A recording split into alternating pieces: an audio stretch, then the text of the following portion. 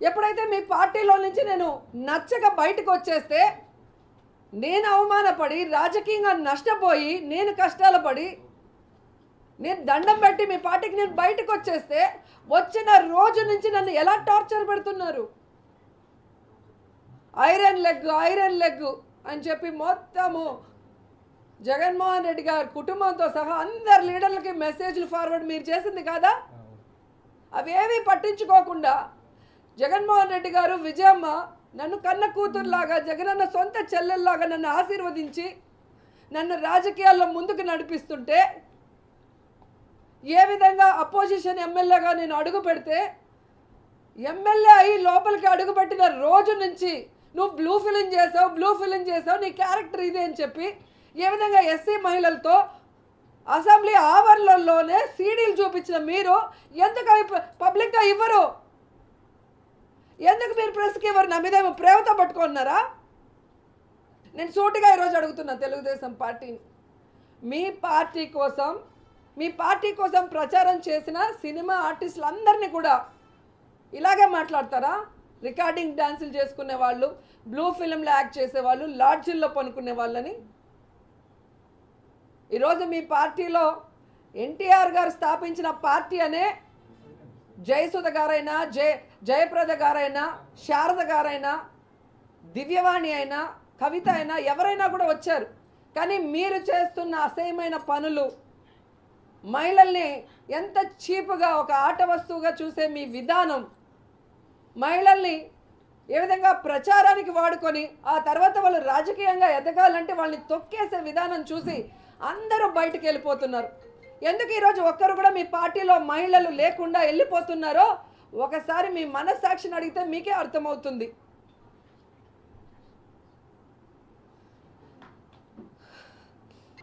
ఏదైనా మాట్లాడితే సినిమా వాళ్ళు మీ పార్టీ పెట్టింది ఎవరు? మా ఎన్టీఆర్ గారు. ఆ ఎన్టీఆర్ గారు పెట్టిన పార్టీలో ఉంటూ సినిమా వాళ్ళని చులకనగా మాట్లాడటం ఈరోజు కాదు.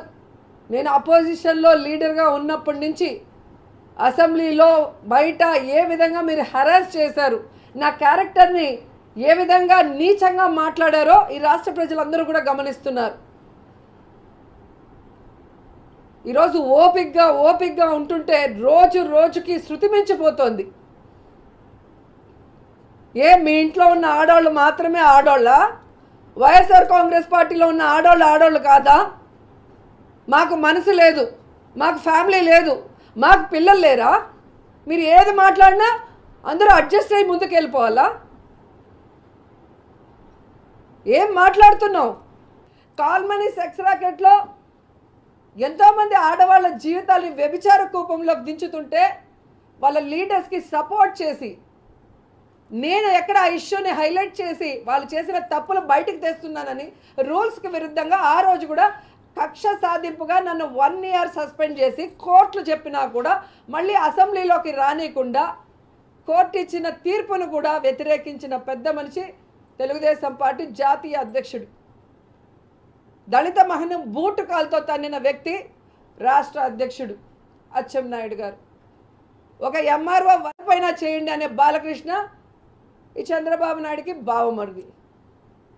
ఆడపిల్లంటే ఆట వస్తువు, దాంతో ఆడుకోవాలి, ఎంజాయ్ చేయాలన్నట్టుగా ఆ ఫోటోల్ని తన ఫేస్బుక్, ట్విట్టర్లో పోస్ట్ చేసిన లోకేష్కి మహిళలంటే ఎంత గౌరవం, ఎంత చిన్న చూపో మనమే చూడాలి. ఇలాంటి వాళ్ళు ఉన్న తెలుగుదేశం పార్టీలో మహిళలకి ఏం గౌరవం ఉంటుంది?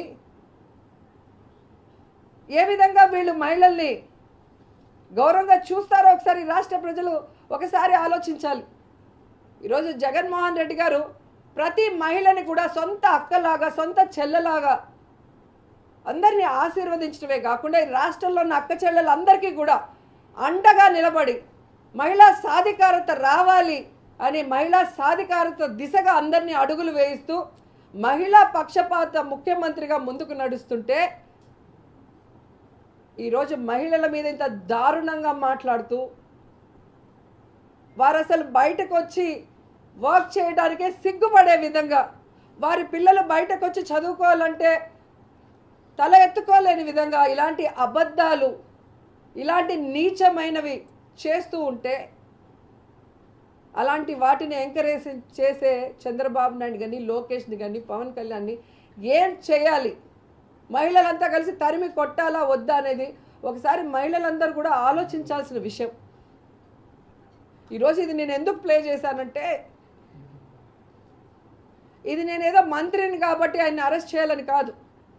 మంత్రి అయినా, ఎమ్మెల్యే అయినా, ఉద్యోగం చేసేవాళ్ళైనా, ఇంట్లో వంట చేసేవాళ్ళైనా అందరూ మహిళలే. ఏ మహిళకైనా మనసు ఉంటుంది. చేయని తప్పుకు నింద వేసి ఆమెను అవమానపరిచి ఆమె గొంతు నొక్కాలనుకోవడం ఎంతవరకు కరెక్ట్ అని అడుగుతున్నా.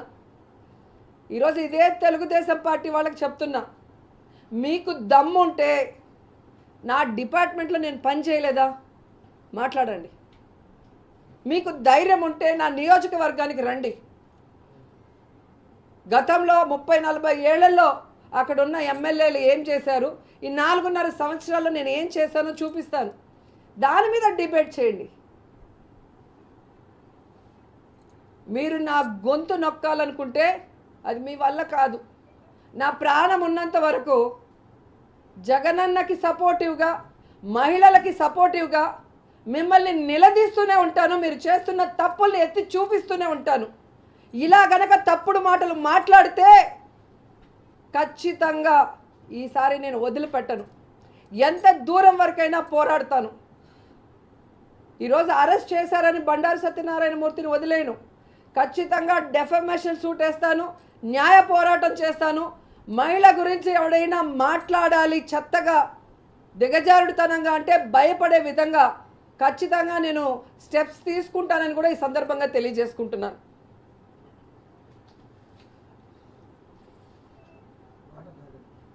Thank you so much.